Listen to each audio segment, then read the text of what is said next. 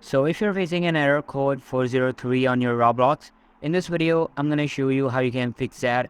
But before that, make sure to watch this video till the end. Otherwise, you're going to miss something very important.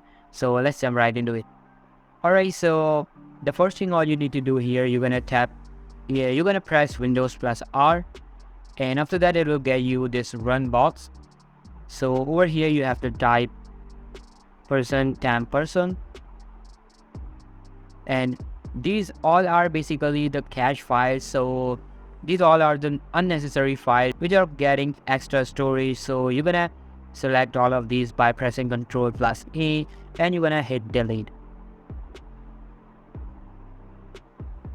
Once you have done with that, now you're gonna again press Windows plus R, and this time you have to write app data person.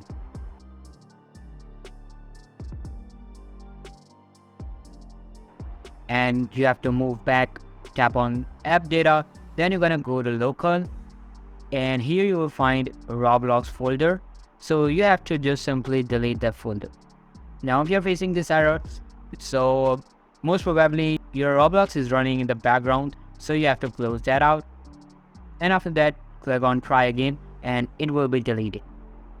So once you have done with that, now on third you're gonna go to your command prompt and you have to write ipconfig/flush DNS. Now it will basically flush all the DNS of your PC. And then the last thing you have to do, you're gonna go and restart your computer. You're gonna go and relaunch your Roblox, and this time most probably you'll not get any kind of error.